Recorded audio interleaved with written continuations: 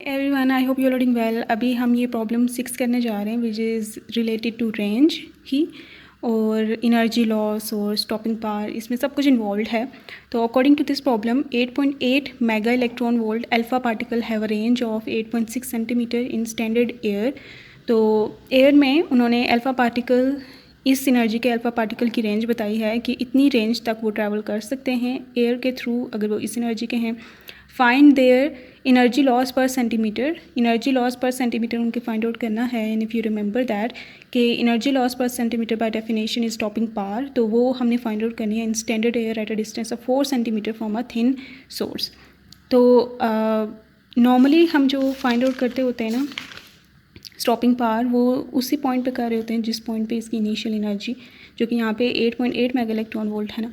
तो जब just at the point जब वो सोर्स एमिट हो, तो इस पॉइंट पे हम उसकी stopping power normally find out कर रहे होते हैं मीडियम में, जब वो इस इनिशियल एनर्जी का हो। लेकिन यहाँ पे हमने क्या करना है कि हमने देखा है कि अल्फा पार्टिकल इनिशियली इस एनर्जी के हैं, वो एयर में से पास कर रहे हैं और 4 सेंटीमीटर जब वो डिस्टेंस ट्रैवल कर चुके हैं तो वो बहुत सारी एनर्जी लॉस भी कर चुका होगा।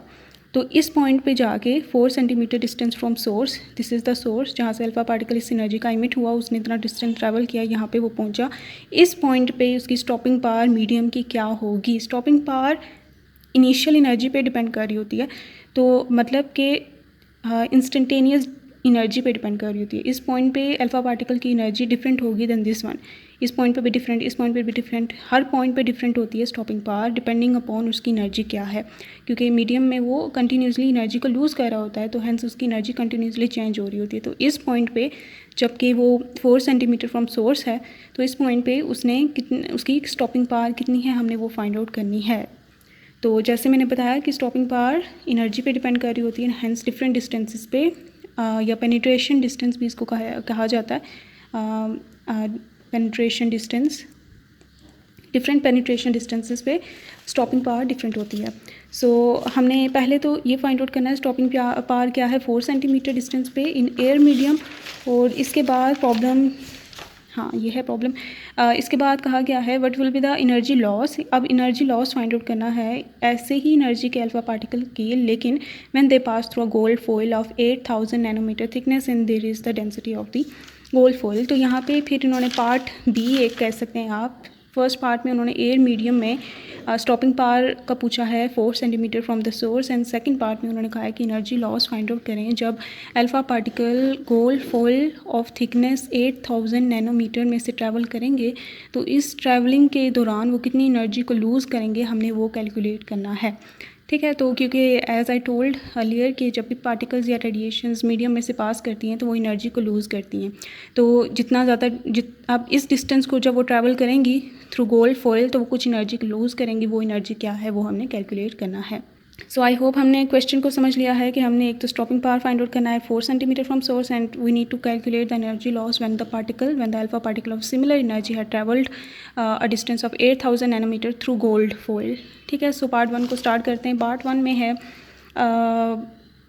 पार्ट 1 में सबसे पहले मैं स्टॉपिंग पावर को डिराइव करती हूँ, और इसके लिए आपको याद होगा कि रेंज को हमने डिफ़ाइन किया था as integral of D E divided by stopping power.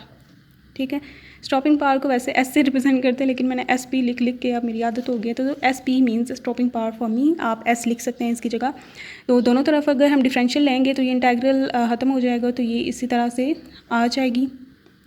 ठीक है, दिस इज़ रेंज। तो एयर की बात हो रही है ना, तो अब स्टॉपिंग पावर को इधर ले आते हैं। ठीक है, और D E bye D R नीचे ले आते हैं, ये इधर आ जाएगा, ये उधर चला जाएगा, और इसको या फिर हम लिख सकते हैं एज डी आर नीचे ही, और ये बाय के बाय में लिख सकते हैं इसको। ये मैंने इसे इक्वेशन 1 का नाम दे देती हूँ। अब इसको मैंने इसलिए ऐसा लिखा है क्योंकि हमें पता है कि फॉर एयर मीडियम स्पेशली मैंने एक इक्वेशन लिखी थी जो कि एयर मीडियम के लिए सिर्फ करेक्ट होती है, वो है कि range equals K times E to the power 3/2। ठीक है, इसमें के एक कॉन्स्टेंट है विच इज़ 0.32, ठीक है, अप्रॉक्सीमेटली, एंड ई जो है मेगा इलेक्ट्रॉन वोल्ट में एनर्जी है, और आर जो है सेंटीमीटर्स में रेंज है। तो ये एयर मीडियम के लिए करेक्ट है, और क्योंकि हम यहाँ पे जो कैलकुलेशन कर रहे हैं वो एयर मीडियम के लिए ही कर रहे हैं, so we can use this formula. तो D R by D E की वैल्यू चाहिए, तो दोनों तरफ डेरिवेटिव ले लेते हैं ई के रिस्पेक्ट से। ठीक है, तो डेरिवेटिव लेते हैं ई के रिस्पेक्ट से, तो के इधर आ जाएगा, ई का डेरिवेटिव लग जाएगा इस पर, पावर रूल लगाते हैं, 3/2 शुरू में आ जाएगा, e⁻³ 3/2 - 1 आ जाएगा, 3/2 के e⁻² 1/2 आ जाएगा। तो इसको आप पुट करते हैं इक्वेशन 1 में, तो स्टॉपिंग पावर का एक्सप्रेशन आएगा 1/3 के 2 ऊपर छलांग मार के चला जाएगा e⁻² 1/2। यहाँ इस इक्वेशन 2 का नाम दे देते हैं। अब ये एक्सप्रेशन हमें क्या बताती है? ये हमें एक्सप्रेशन बताती है stopping power as a function of energy के डिफरेंट एनर्जीज पे स्टॉपिंग पावर क्या होगी, ये हमें एक्सप्रेशन बताती है। ये एज अ फंक्शन ऑफ मैंने कर दिया इसे, ठीक है। तो ये हमें बताती है। तो हमें चाहिए stopping power eight a distance of 4 centimetre from source. तो इसके लिए ज़रूरी है, क्योंकि इस डिस्टेंस पे हमें स्टॉपिंग पावर चाहिए ना, तो इस पॉइंट पे अल्फ़ा पार्टिकल की एनर्जी क्या है वो एनर्जी हमने यहाँ पे पुट करनी है, ताकि उस पॉइंट पे उस एनर्जी पे उसकी स्टॉपिंग पावर पता चल सके, ठीक है। मैंने जैसे बताया था ना, stopping power depends upon the energy of the alpha particle. तो 4 सेंटीमीटर डिस्टेंस पे, इस डिस्टेंस पे अल्फा पार्टिकल की एनर्जी क्या है वो हमने फाइंड आउट करनी है, और वो एनर्जी इसमें पुट करनी है, तो हमें स्टॉपिंग पावर मिल जाएगी। तो वो एनर्जी फाइंड आउट करने के लिए again we will move to this formula, ठीक है।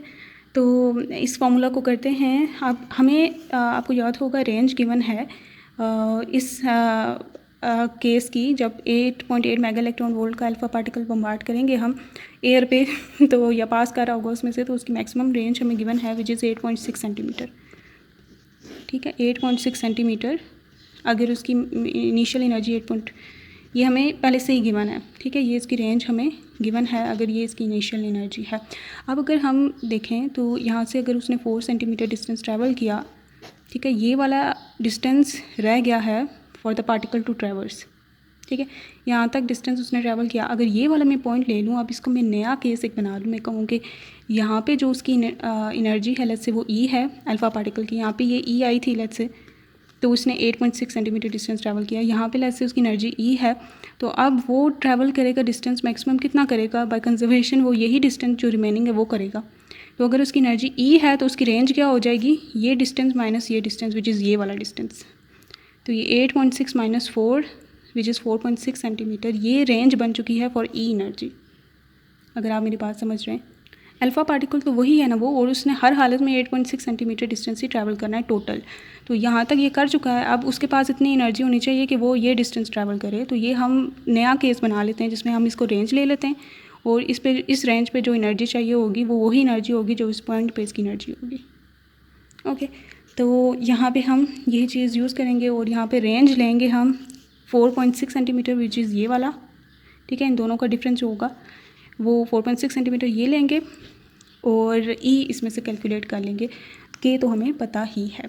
तो यहाँ पे है हमारे पास आर बाय के कर लेते हैं, के को इधर डिवाइड कर देते हैं, इक्वल टू e⁻³ 3/2 हो जाएगा। दोनों तरफ पावर ले लेते हैं 2/3 सच दैट यहाँ पे हमारे पास e की पावर में 1 आ जाए। तो यहाँ पे e = आ गया r डिवाइडेड बाय k की पावर 2/3। पुटिंग करते हैं, r को पुटिंग करते होते हैं सेंटीमीटर्स में, तो यहाँ पे 4.6 सेंटीमीटर है तो 4.6 पुट करेंगे divided by k which is 0.32 की पावर 2/3 आ जाएगा। तो इसकी e निकालते हैं क्या आता है, तो ये इसकी एनर्जी होगी उस पॉइंट पे, तो जिसको हमने पुट करना होगा। देन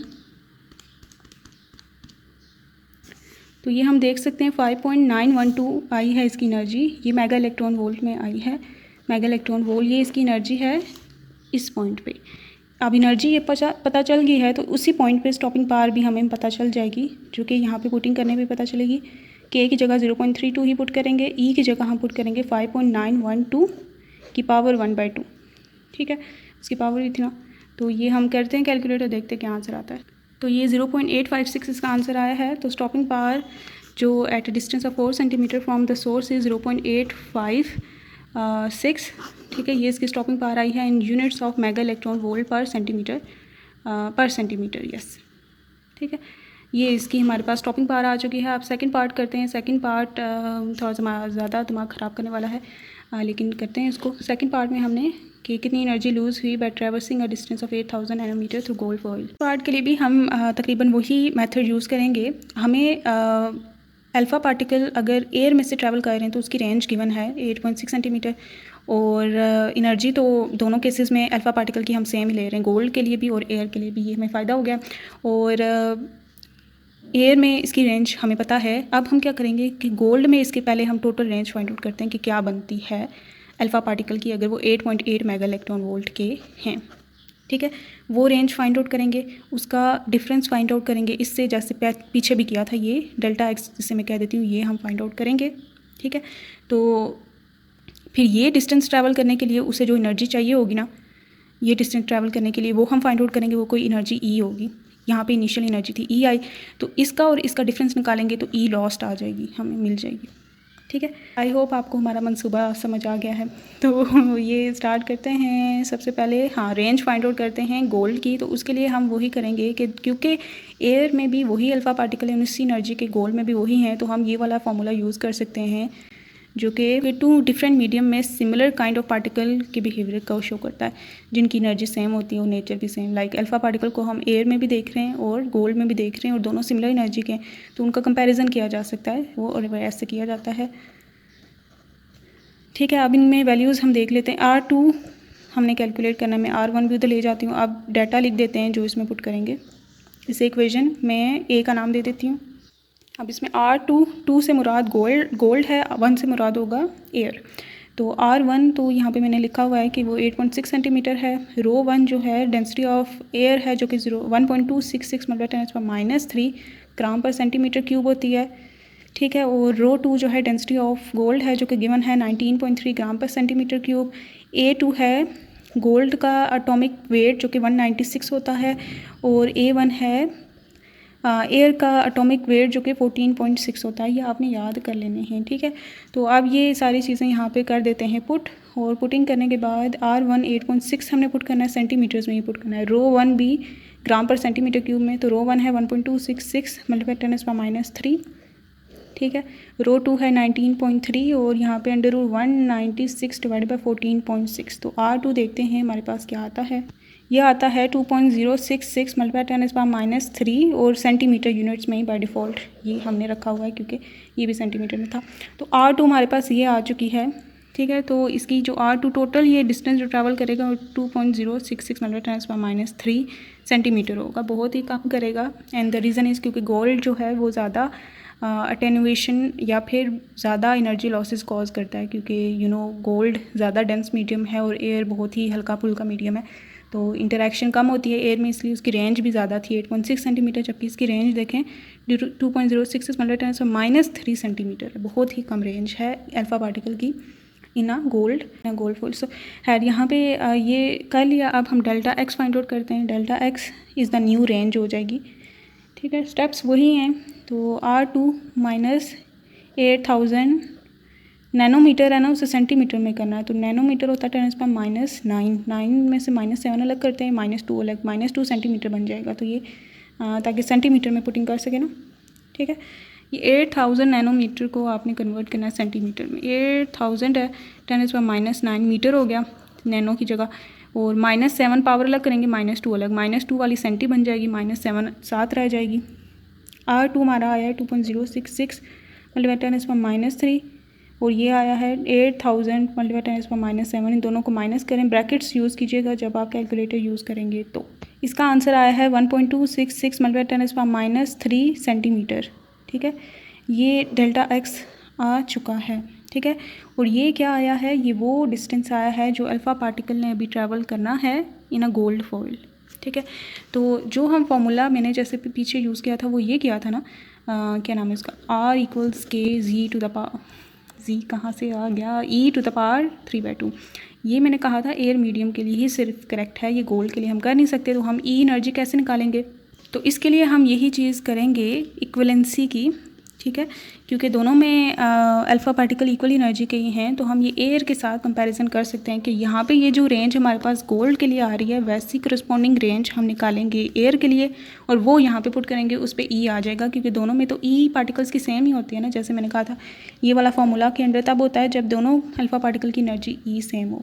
तो यहाँ ई अल्फ़ा पार्टिकल की भी और गोल्ड फॉइल में अल्फ़ा पार्टिकल की भी सेम ही होगी, तो रेंज बेशक उनमें डिफरेंट होगी, तो हम वो एयर के करस्पॉन्डिंग निकालेंगे। ये गोल्ड के करस्पॉन्डिंग हमने निकाली जो उसने ट्रैवल करनी थी ये यूज़ करते हुए।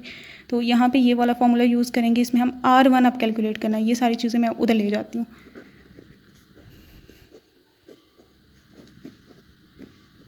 ठीक है। ये सारा कुछ मैं उधर ले गई हूँ। R1 हम निकालेंगे एयर के लिए, जबकि R2 हम ये यूज़ करेंगे, तो ठीक है।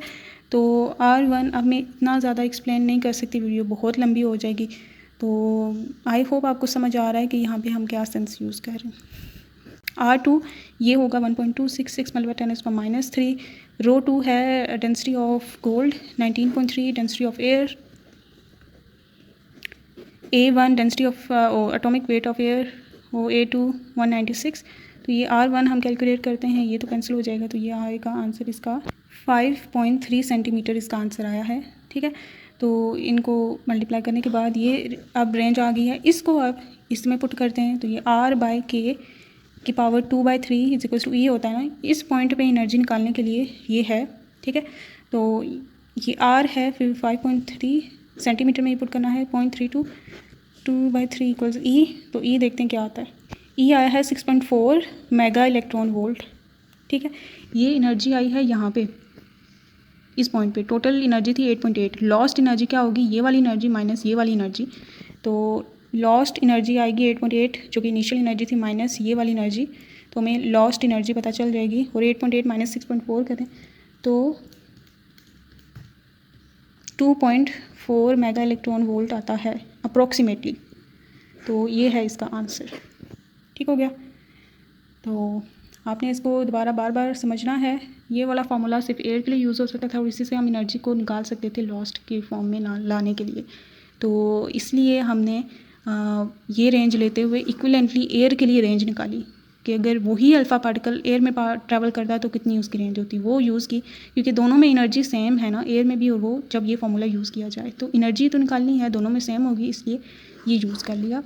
और फिर क्योंकि ये रेंज एयर के लिए है तो हम एयर वाला ये एनर्जी वाला फार्मूला यूज़ कर सकते थे और हमने किया और ये फाइंड आउट कर लिया।